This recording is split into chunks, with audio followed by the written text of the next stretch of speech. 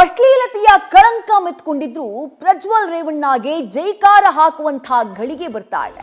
ಇದು ವಿಪರ್ಯಾಸನ ಅಥವಾ ಮತದಾರರಿಗೆ ತಿಳಿಯದೇನೋ ಹಾಸನ ಲೋಕಕಥನದಲ್ಲಿ ಪ್ರಜ್ವಲ್ಗೆ ಬಹುಪರಾಕ್ ಅಂತ ಹೇಳಿದ್ದಾರಂತೆ.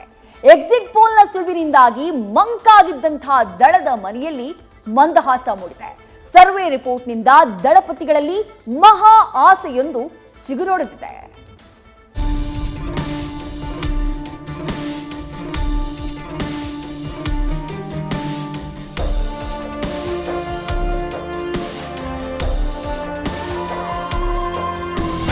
ಅಶ್ಲೀಲ ವಿಡಿಯೋ ಆರೋಪ. ಪೆನ್ ಡ್ರೈವ್ ಹಗರಣದಿಂದ ಯಾರು ದೇಶ ಬಿಟ್ಟು ಎಸ್ಕೇಪ್ ಆಗಿದ್ರೋ, ಯಾರು ಇದೀಗ ಎಸ್ಐಟಿ ಕಸ್ಟಡಿಯಲ್ಲಿ ಮುದ್ದೆ ಮುರಿಯುತ್ತಿದ್ದಾರೋ ಅವರಿಗೆ ಮತದಾರ ಜೈ ಅಂದಿದ್ದಾನಂತೆ. ಪ್ರಜ್ವಲ್ ರೇವಣ್ಣ ಎಲೆಕ್ಷನ್ನಲ್ಲಿ ಗೆಲ್ತಾರಂತೆ. ಅತ್ಯಾಚಾರ ಆರೋಪ. ಪ್ರಜ್ವಲ್ ರೇವಣ್ಣಗೆ ಬಹುಪರಾಕ್. ಹಾಸನದಲ್ಲಿ ಪ್ರಜ್ವಲ್ ಗೆಲ್ತಾರೆ ಅಂತ ಸಮೀಕ್ಷೆಗಳ ಭವಿಷ್ಯ. ಲೋಕಸಭಾ ಚುನಾವಣೆಗೆ ಮೊದಲ ಹಂತದ ಮತದಾನದ ಟೈಮ್ ಅಷ್ಟರಲ್ಲೇ ಹಾಸನದಲ್ಲಿ ಪ್ರಜ್ವಲ್ ಪೆನ್ ಡ್ರೈವ್ ಪ್ರಸಂಗ ಸದ್ದು ಮಾಡಿತ್ತು.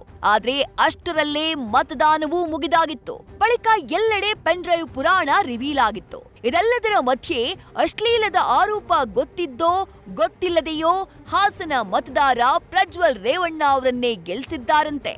ಅಶ್ಲೀಲ ಆರೋಪದ ಸುಳಿಯಲ್ಲಿ ಸಿಲುಕಿದ್ರು ಪ್ರಜ್ವಲ್ ರೇವಣ್ಣ ಈ ಬಾರಿ ಲೋಕಸಭಾ ಎಲೆಕ್ಷನ್ನಲ್ಲಿ ಗೆಲ್ತಾರೆ ಅಂತ ಇಂಡಿಯಾ ಟುಡೇ ಆಕ್ಸಿಸ್ ಮೈ ಇಂಡಿಯಾ ಸರ್ವೆ ಹೇಳಿದೆ.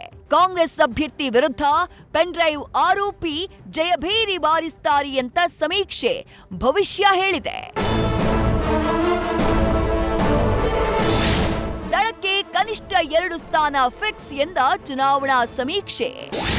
3 ಸ್ಥಾನಗಳನ್ನ ಗೆಲ್ಲುವ ಬಗ್ಗೆ ದಳಪತಿಗಳ ನಿರೀಕ್ಷೆ.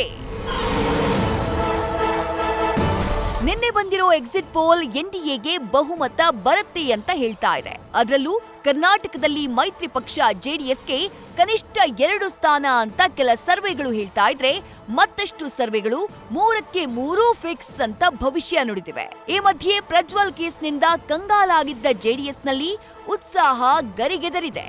ಎನ್ಡಿಎ ಅಧಿಕಾರದ ಗದ್ದುಗೆ ಏರಿದ್ರೆ ಎಚ್.ಡಿ. ಕುಮಾರಸ್ವಾಮಿ ಕೇಂದ್ರ ಸಚಿವರಾಗುವ ನಿರೀಕ್ಷೆ ಚಿಗುರೊಡೆದಿದೆ. ಇನ್ನು 3 ಕ್ಷೇತ್ರಗಳಲ್ಲೂ ಜೆಡಿಎಸ್ ಗೆಲ್ಲುತ್ತೆ ಅಂತ ಮಾಜಿ ಸಚಿವ ಎಚ್.ಡಿ. ರೇವಣ್ಣ ವಿಶ್ವಾಸ ವ್ಯಕ್ತಪಡಿಸಿದ್ದಾರೆ. ಈ ದೇಶ ಏನಾದ್ರು ಇವತ್ತು ಉಳಿಬೇಕಾದ್ರೆ ಮೋದಿ ಅಂತ ಪ್ರಧಾನಮಂತ್ರಿ.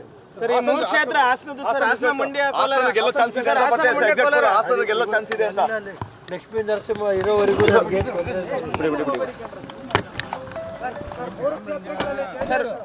ಸರ್ 3 ಕ್ಷೇತ್ರದಲ್ಲಿ 3 ಕ್ಷೇತ್ರ ಗೆಲ್ತೀವಿ ನೋಡಿ.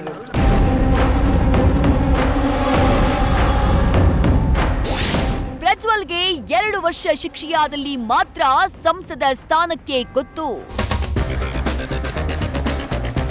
ಪ್ರಜ್ವಲ್ ಗೆಲ್ತಾರೆ ಅಂತ ಸಮೀಕ್ಷೆ ಏನೋ ಹೇಳ್ತಾ ಇದೆ. ಆದ್ರೆ ಗೆದ್ರೂ ಸಂಕಷ್ಟ ತಪ್ಪಿದ್ದಲ್ಲ. ಅದೇನು ಅಂದ್ರೆ ಅತ್ಯಾಚಾರ ಕೇಸ್ನಲ್ಲಿ ಒಂದು ವೇಳೆ 2 ವರ್ಷ ಶಿಕ್ಷೆಯಾದಲ್ಲಿ ಪ್ರಜ್ವಲ್ ರೇವಣ್ಣ ಅವರ ಸಂಸದ ಸ್ಥಾನ ಹೋಗ್ಲಿದೆ. ಈ ಬಗ್ಗೆ ಕೇಂದ್ರ ಸಚಿವ ಪ್ರಹ್ಲಾದ್ ಜೋಶಿ ಕೂಡ ಸುಳಿವನ್ನ ಕೊಟ್ಟಿದ್ದಾರೆ. ಈಗ 34-35 ದಿವಸದ ನಂತರ ಅವ್ರನ್ನ ಕೇಂದ್ರ ಸರ್ಕಾರ ಅವ್ರ ಪಾಸ್ಪೋರ್ಟ್ ರದ್ದತಿಗೆ ನೋಟಿಸ್ ಕೊಡಬೇಕು ಅಂತ ಹೇಳಿದ್ರು. ಅವ್ರು ಯಾವಾಗ ಅಧಿಕೃತವಾಗಿ ನಮಗೆ ಮಾಹಿತಿ ಕೊಟ್ಟರು ಕೇಂದ್ರ ಸರ್ಕಾರಕ್ಕೆ, ಅವತ್ತೇ ನಾವು ಮಾಡಿದ್ದೇವೆ. ಹಾಗಾಗಿ ಕಠೋರವಾದಂಥ ಶಿಕ್ಷೆ ಆಗಬೇಕು. ಸರ್, ಈಗ ಅವ್ರು ಗೆದ್ದು ಒಂದು ವೇಳೆ ಗೆದ್ರೆ ಬಿಜೆಪಿ ನಿರ್ಧಾರ ಏನಾಗಿರುತ್ತೆ? ಅಲ್ಲ, ಗೆದ್ರೆ ಬಿಜೆಪಿ ನಿರ್ಧಾರ ಏನಿತ್ತು, ಕೋರ್ಟ್ ನಿರ್ಧಾರ ಮಾಡಬೇಕು. ಕೋರ್ಟ್ 2 ವರ್ಷಕ್ಕಿಂತ ಜಾಸ್ತಿ ಶಿಕ್ಷೆ ಕೊಟ್ಟರೆ ಆಟೋಮೆಟಿಕ್ ಆಗಿ ಅವ್ರದ್ದು ಹೋಗುತ್ತೆ ಮೆಂಬರ್ಶಿಪ್. ಸಮೀಕ್ಷೆಗಳೇನೋ ಪ್ರಜ್ವಲ್ ರೇವಣ್ಣ ಗೆಲ್ತಾರೆ ಅಂತ ಹೇಳ್ತಿವೆ. ಹಾಗಂತ ಇದೇ ಫೈನಲ್ ಅಂತ ಏನಿಲ್ಲ. ಇನ್ನು ಜೂನ್ 4ಕ್ಕೆ ಲೋಕಸಭಾ ಚುನಾವಣಾ ಫಲಿತಾಂಶ ಬರಲಿದ್ದು, ಅಲ್ಲಿವರೆಗೂ ಸೋಲು ಗೆಲುವಿನ ಲೆಕ್ಕಾಚಾರ ಹಾಕ್ತಾ ಅಸಲಿ ಭವಿಷ್ಯಕ್ಕಾಗಿ ಕಾಯಲೇಬೇಕು. Political bureau, news first. News first ನಿರ್ಭೀತಿಯಿಂದ ನಿಮ್ಮ ಪರವಾಗಿ.